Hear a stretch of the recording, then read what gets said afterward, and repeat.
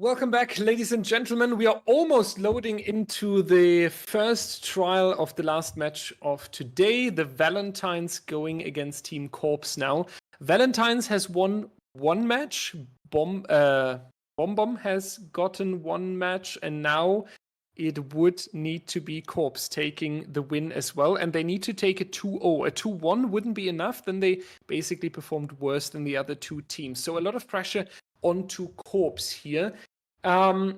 Talking about it, these three teams, Bomb, Valentines, and Korpse, they only have been one time or a couple of times in our scrim nights. Today, the first time in a tournament with a lot more people watching, with the casters being a lot more critical, with something being on the line in terms of qualifying for the Halloween event.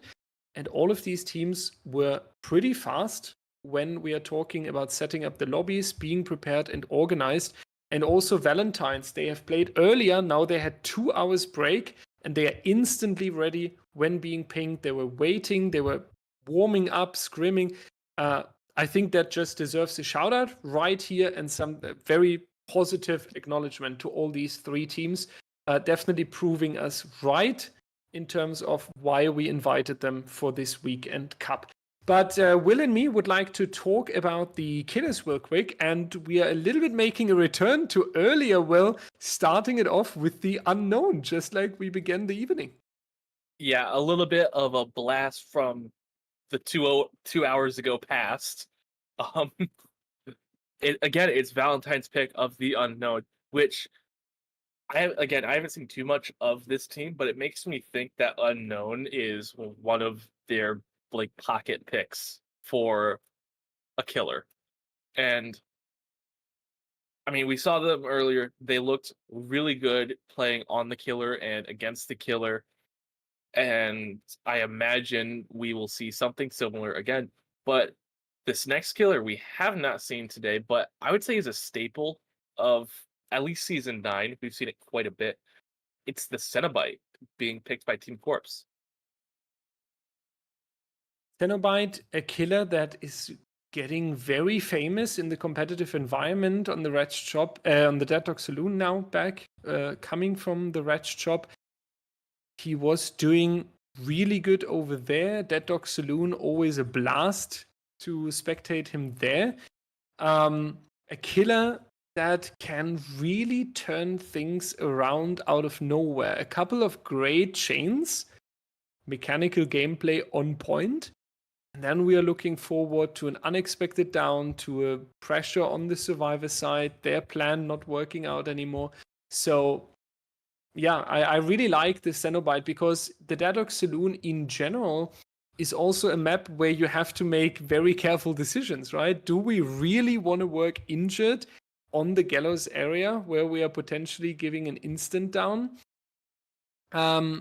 Do we really want to send someone to take a hit on the main building?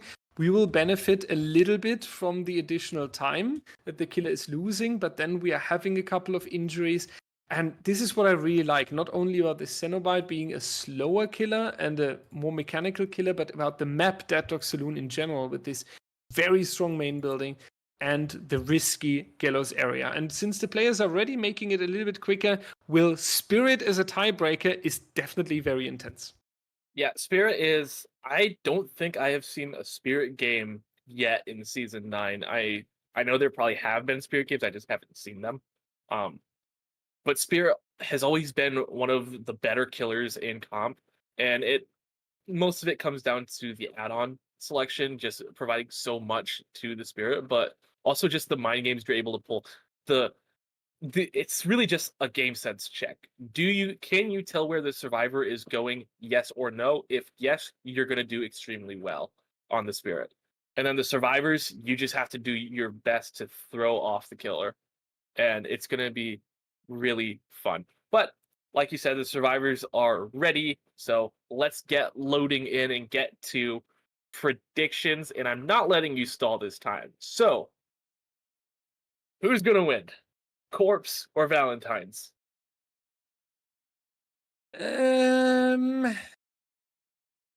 Valentines. All right. I'm glad we're on the same page. I'm just following the the stair logic of how the group stage has gone so far. Valentines beat Bomb Bomb beat Korpse, so it makes sense that Valentines also beats Korpse. And I don't want to, as much as I was antagonizing you about it behind the scenes, I don't want to think about what happens in the event of a tie. I don't want to talk about a tie, Will. Like you guys, now I'm going to tell. So you guys need to understand, like, is in what percentage is it possible that all three teams win 2-0 and not one team double? Just every team Bomb one time, Valentines one time, Korpse one time. Any tie would already break that, because then the set win percentage is not going to be perfectly in balance anymore. Anything can happen. We even have, if two teams are tied, the direct comparison. But if Korpse would win 2-0 without a tie in any set and just very clean, then all these teams would have the same standing, and we would need to find a solution. And Will, since he's not responsible for DBDL anymore, since he dropped this 2 years ago, he's making so much fun about it because now he can enjoy it. While 2 years ago, he would have said, guys, focus, we're not talking about this at the moment. But now, 2 years ago, really celebrating it.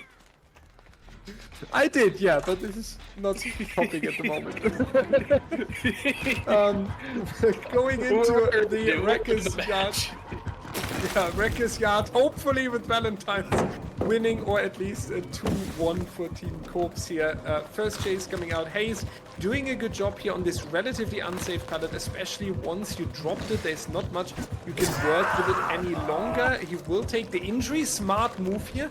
Not dropping the pallet. You save that resource for later, and you are turning toward the midsection of the Wrecker's Yard, meaning that you take the sprint burst from the injury to make the next tile. Next tile means more distance, and that means more time wasted that team members can put into the gens. Nice vault coming there out. You also get the UVX removed from yourself. Hayes with a perfect chase here in the early game, really starting to shine. That vault was like perfect ping. I'm pretty sure if any other player made that vault, it would probably end with a hit. But like you said, extremely good early chase from Hayes. And you see the survivors have so much pressure on these generators, and it's just a really good start for Team Korpse, contradictory to everything we were just saying about Valentine. And I guess I am just going to play it up on stream. We might get a tie. But Gustavo gets hit by the UVX, is now weak, but running out in the open will probably be able to clear that effect, but it should just be the M1. Doesn't clear the weakness. There's the M1, just like I said. 2 generators already getting done, and I imagine Hazel K will be getting pulled off the hook here in a moment now. It's now going to be Tutti Frutti with a difficult decision. You have seen that 2 generators have been completed. A third one in the shack is on the way, so you do know that the survivor team has gotten more time than you wanted them to have, and that they are brutally efficient. But on the other hand, you really want to still try getting an elimination, and that would bind you towards the hook stage. Just teleporting away in an unfortunate moment is exactly when the rescuer is moving in. We have 2 survivors injured, one with the UVX blast, but nothing really where you can make an instant strike, because Hazy has this very beautiful pallet that the killer has to remove first. Another killer pallet will be found. Hazy on an absolute great chase here, just like in the early game, doing so much for his team, has the life available, and that means that our killer has to rotate over towards the generators. Well, I think the plan of eliminating one survivor is kinda not happening anymore, because you need to worry about getting stages before we are in endgame now. You absolutely do, and that was a very nice teleport. But I mean, eliminating a survivor works when the survivor is not having perfect chases like Hayes is, and honestly just buying so much time for the team right now. And we see the survivors working on generators. Just this is not the Korpse we just saw in the last match. And the teleport comes through, Tutti Frutti does manage to interrupt this gen that they were doubling up on. And in another chase with Haze okay. Do you get the hit? No!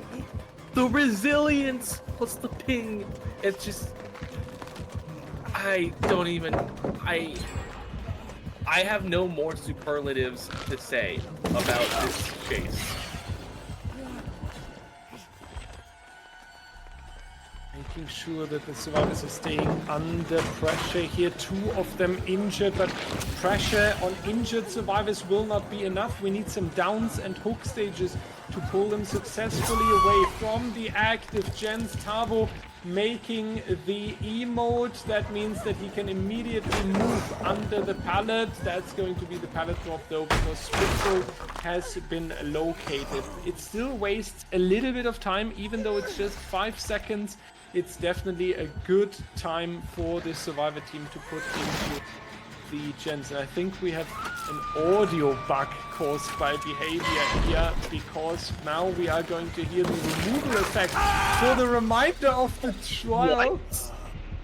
Okay, no, it stopped. Thank you for downing Hazy. Thank you so much for taking this audio cue away from us. Saki on this Z-wall. We have vaulted the Z-wall! We have vaulted the Z-wall in competitive Dead by Daylight. Now I've seen everything I had to see.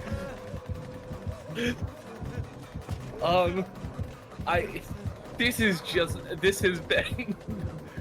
has been one of the games of all time, and there's some really good stuff, some really bad stuff, and actually no, not a whole lot of bad stuff so far. Both sides just playing extraordinarily well, both on the survivor and the killer side.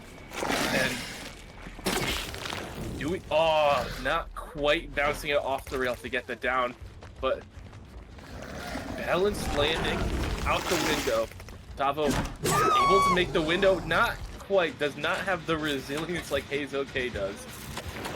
But this generator is so close to completion,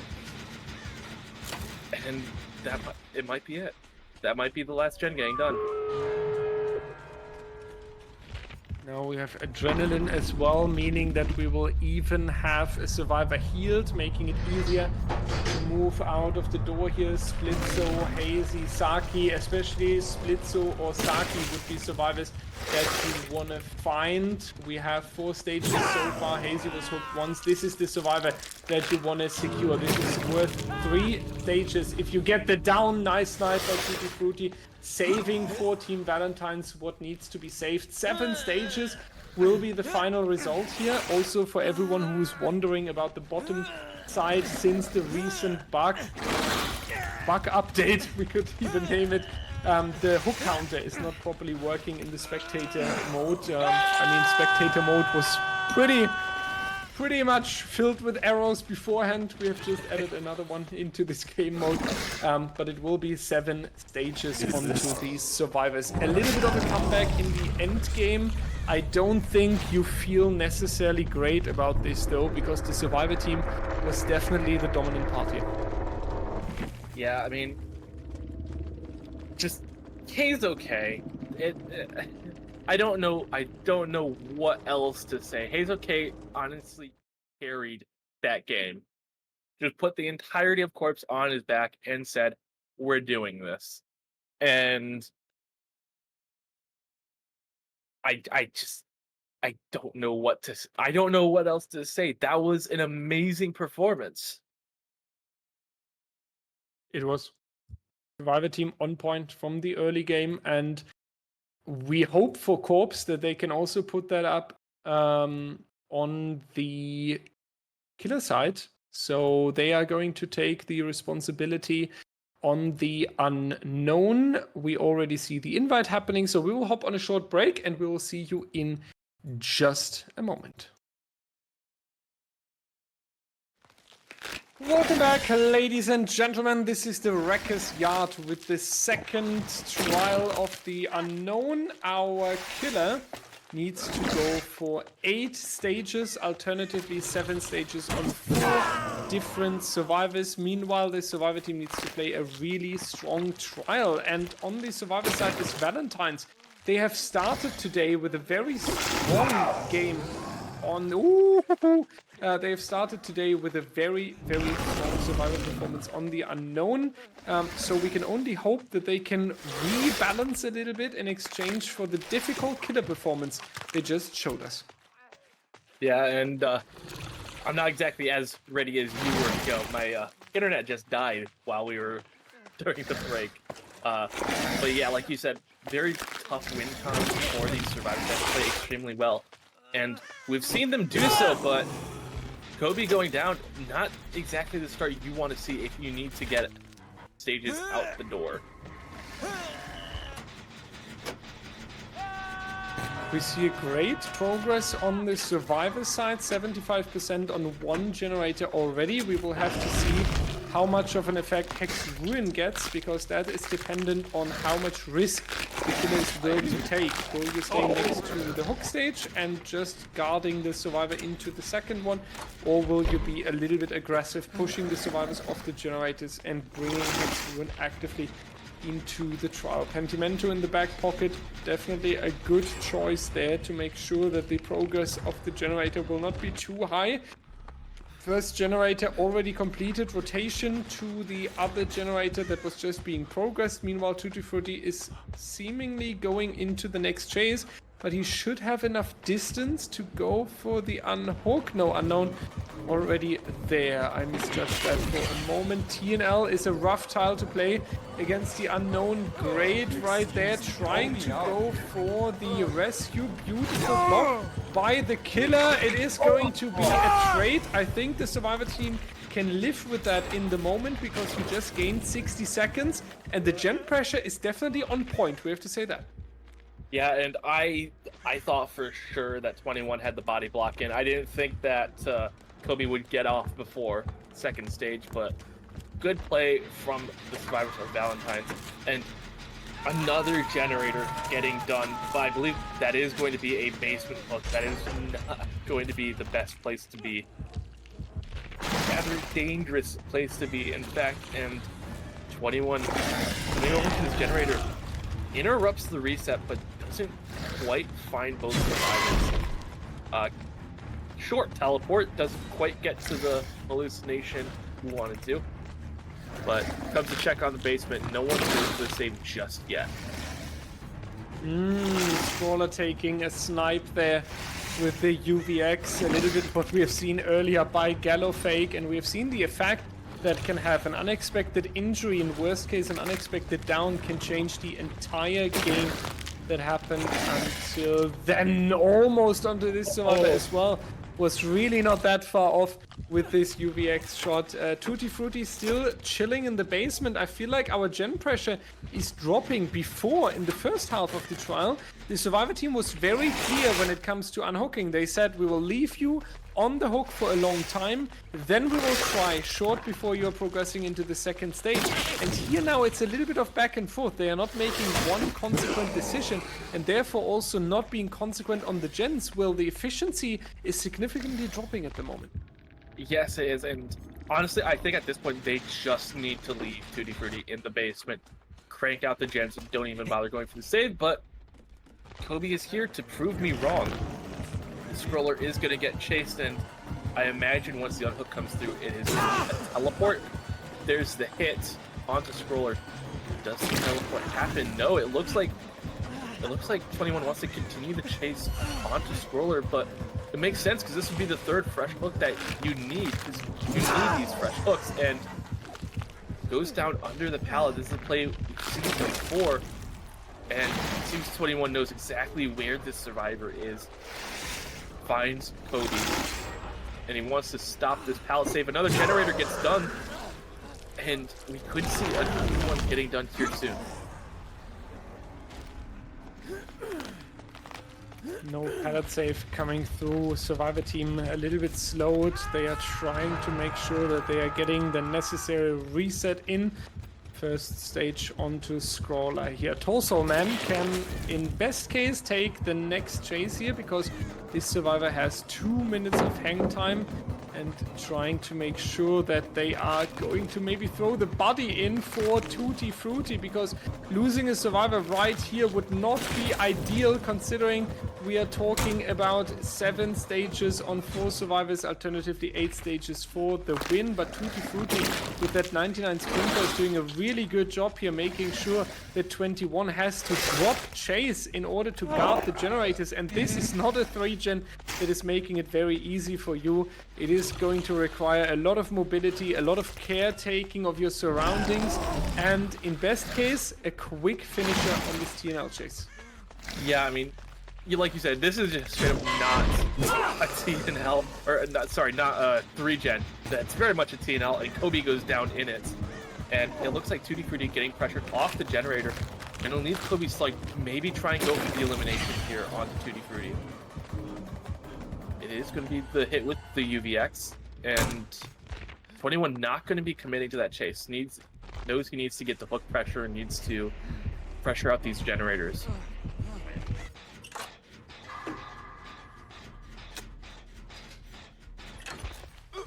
It is a trial. It is one of these trials that is really on edge, Will. We have just a few more stages that we can hand out. We have 5 stages. So far, 3 more would be needed if Torselman stays fresh. On the other hand, the survivors are about to move into the end game. Unfortunate that he's finding the survivors now with the quick teleport and they are pushed away from the generator they are currently working on. But it is on edge. The survivor team can definitely pull them. Tutti Frutti here being injured once again. He would be an elimination. And as you mentioned, Torselman cannot be found. Torselman needs to stay hidden because there are too many stages forcing the win condition if camped out. Torselman is, however, found right on this TNL, so you either waste so much time now in the chase that your team can finish the final generator, and then you're also making it out of the door with a couple of body blocks, or you are at least putting the pressure on the gens. But it looks like Kobe was a little bit too confident there. Yeah, getting a little too close to the killer, and it's gonna get punished for it. I don't know if that was a communication issue or what happened, but Kobe was not where Kobe should have been. Now it is just a slug at the moment, but this is most likely going to be a 3v1 here in a moment. The question is, can they finish the last generator before it becomes a problem? And it looks like the answer might be yes. No, they have a lot of pressure on 2 independent objectives, if I saw that right. So they're in a good spot here. Scrawler will need to maintain this stealthy position. All of the survivors, honestly, need to make sure that they are staying hidden. We have 6 stages so far, meaning that 1 more stage on any survivor would be a tie, and we would need to move forward with a 0-0. And if Torselman has been found, or a survivor that has multiple hook stages left, then this would be tricky. And this is the case here for the Dwight. If Dwight has been found and also being eliminated by camping on the hook, we will talk about 8 stages here, and that would then be the win for 21 and Team Korpse. Therefore, Dwight needs to take the injury, and they need to leave out of the door. Are they all together successfully doing that? It is indeed. That means we have a last second clutch. 6 stages, ladies and gentlemen, meaning that Korpse is not taking it. Even though they have played such a strong tile on the killer, it is falling towards Valentines, Will. And I guess that means just flat out, Korpse is not going to be making it to the next stage of this weekend cup. That said, we still have 2, maybe 2 more sets to play. Valentine is up 1-0, and we will see what the next set brings after the break.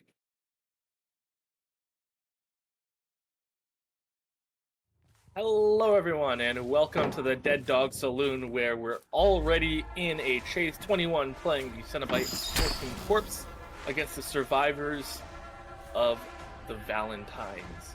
We have Scroller, Torselman, Tutti Frutti, and Kobe lost his mind, and we had a short chase with Torselman there, but going to be leaving that chase. As soon as 21 wants to find the box, but this is actually very different from what we see normally, now that I think about it, because we're used to Cenobite in Season 9 they just know where the box is and they get it right off the bat. And it looks like that just happened, but usually it's like instant, right off, like really fast.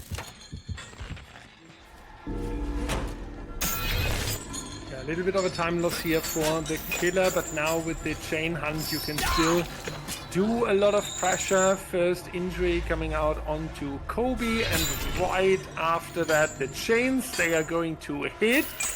And that means that the survivors will still reach the track cutter, but have to instantly sacrifice this resource. You cannot keep it for the later time.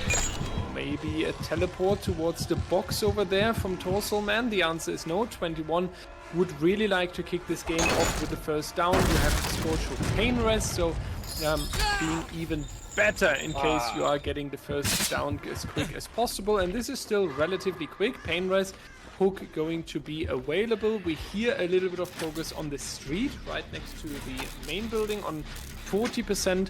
This generator down here. Besides that, Dwight is starting one. We are starting in the gallows area. So our killer was able to spread a few spread pressure on a few survivors, making sure that they don't have access to everything instantly.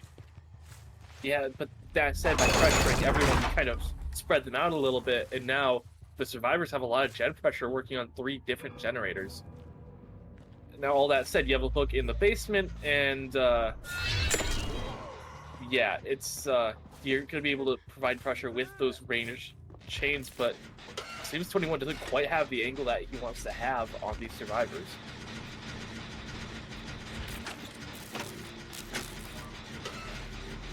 Main gen 2/3 completed. Dwight putting all his pressure into this one. We do have the anti-camp mechanic fully charged, but ladies and gentlemen, in DBDL you are not allowed to use it, as camping and tunneling is a normal strategy that can be counted. Yes, to everyone on Twitter, it can be counted. No need to waste 180 letters on this matter. We are going to see Scroller in the next chase, second hook stage in the basement. Kobe will need a rescue very soon, otherwise we are just straight up going into the elimination, while our Cenobite is really doing a good job here in defending the generators in the gallows area. All the other generators have been repaired further away from here. However, Survivor team will definitely efficient. Third generator is about to be completed, so they are definitely doing their homework. Yeah, and unfortunately 21 missed the chain onto Kobe, wasn't able to force the deep wound, so Kobe was able to get out of the basement unscathed. And there's the tag onto Scroller. Did a good job taking the hit, so the tunnel is in full swing, but 21 hasn't really been around main building to do the housekeeping work that needs to be done. Another generator gets completed in the meantime, and 2 hook stages, there's only 2 gens left.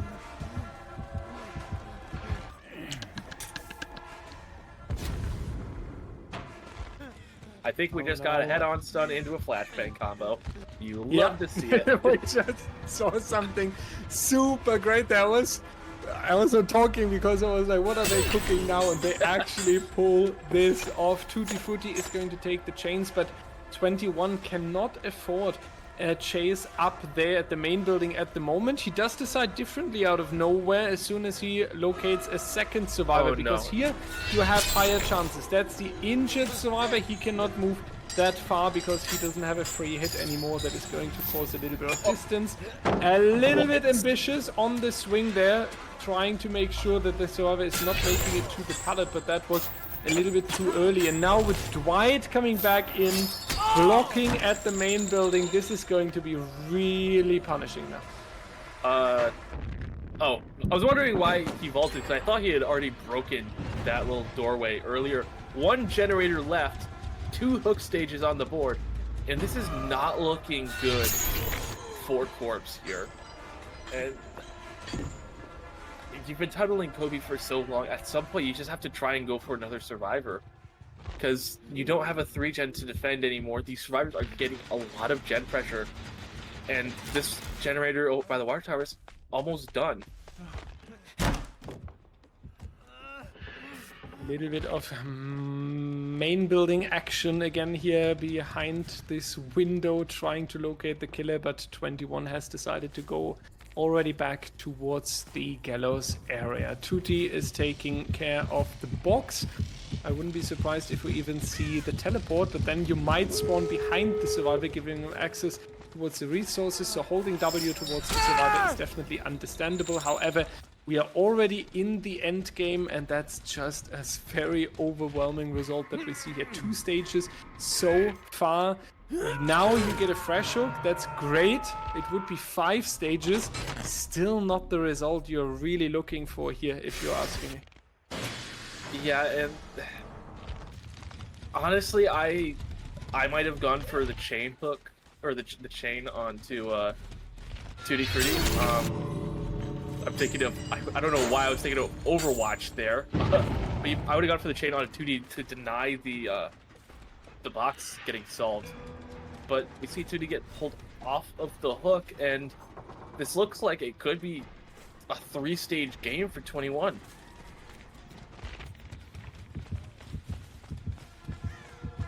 Now it's going to be really rough because also we have the rescue on our survivor. So the 5 stages are turning into a hypothetical result. Now we need the chains hitting the survivor that is injured. We also have a few body blockers coming in that are going to take care of the team members. So we might even face 3 stages here, which is very, very hard to take since 21 has played a really okay trial in many perspectives. The survivor team just being way too strong now, moving all the way out of the door, and having all the survivors moving away like this with a 4 out is just really, really hard. Rough for 21 and Team Korpse. Valentines playing out of their mind.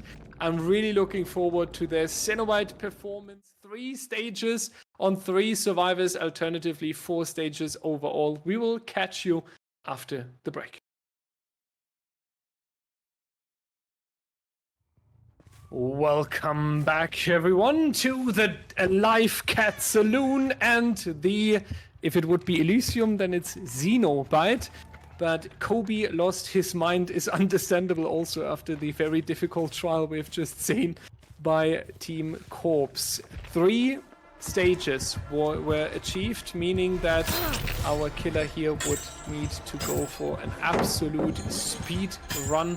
Splitzo is going to be with the first injury, but the survivor team needs to take a lot onto them. So the injury right here is not what you really want to see at the beginning of the game. We need a few body blocks even to maintain that, because Kobe will play out of his mind, losing his mind, knowing that he only needs a couple of hook stages here.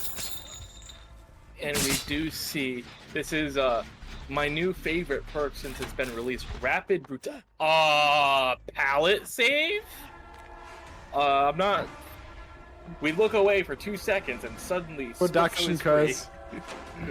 Production curse. Rapid Brutality has been one of my favorite perks to run on everyone's like Doctor, who is my main. So I'm happy to see this today. Other than that, we got Pain Res, Eruption, and Corrupt. And of course we have the Mending Chains and the what was it? Impaling Wire Original Pain. It looks like we might have another pallet save. Next one. Next one. Oh no! A millimeter missing on the second pallet save. What a great coordination by the survivor team, though, really showing us they are out of the tournament after losing both matches here, or at least giving 1 set away at the beginning. They knew they are out of the tournament. They had a very rough trial in the previous match with their killer only going for 3 hook stages, and they are still putting up such an amazing show here. Really, really huge respect for that split. So now they're onto the hook, and Kobe knows that this was just the first stage of the 4 that he needs to achieve to push his team, the Valentines, into the semi-final on the upcoming weekend. And we have the first generator completed on this side of Korpse. Moving towards the hook stage now, but Well, it's totally understandable. You just need 4 stages. You just camp the survivor out or take some trades with the other survivors. So this is very understandable what we see. And they're not even able to get it. They're not able to get it. The other thing is, if Kobe spends more time around here, the box is over here somewhere nearby. So there's a good chance that Kobe might be able to find it, but instead he confirms second, decides to go after Hayes, and that is going to be down on Hayes. We walked right by the box, didn't pick it up, but we already have the chain hook, so it isn't really needed. You just keep the box there and protect it. No one can pick it up. Gens are going to be extremely slow. The survivors are going to struggle to do anything.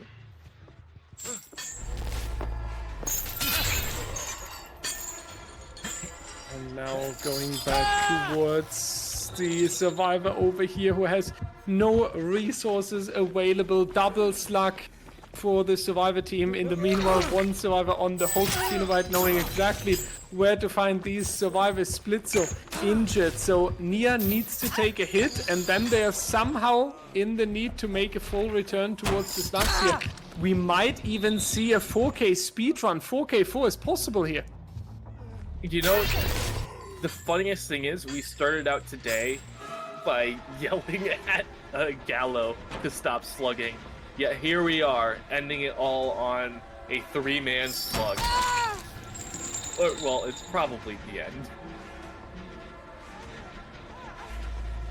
Just thought it was nice that we're coming full circle, and there it is.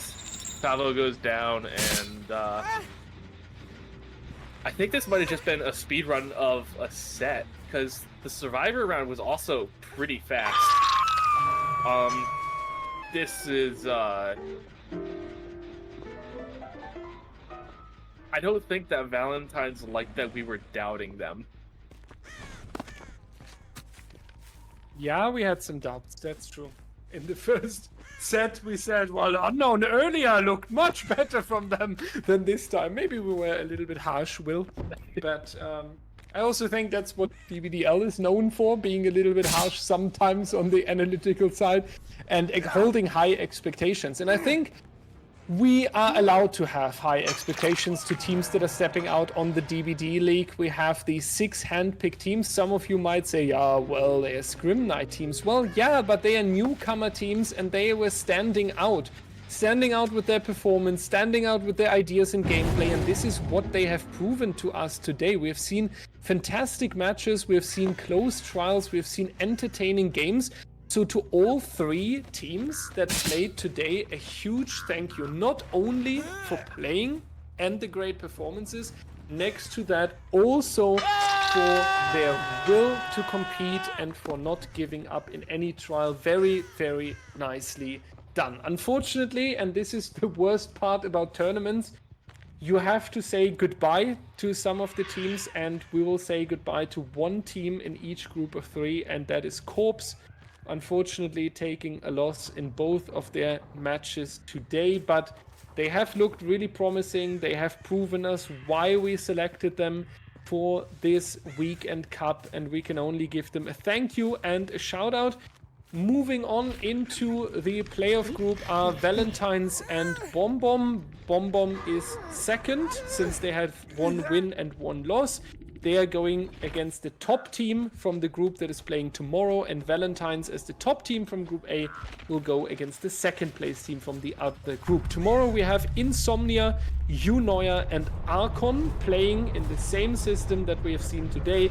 Rotating schedule, best of 3s, figuring out who is going to take the win. Will, I think it's fair to say that our brains got a little bit moody and mushy here towards the end. I don't even know if mushy is an English word. It is. Okay, thank God. 4 hours, 5 hours back to back. Casting can sometimes mix the killers together, can sometimes mix the teams together. It was a lot of fun though, and I was glad to be here with you on the desk today. Thank you so much for being here. It's been a whole lot of fun, especially that what was it, that second unknown set, first unknown set we had just a little bit ago. That was a lot of fun. the competitive Z wall vaults. But no, it's been a lot of fun casting with you.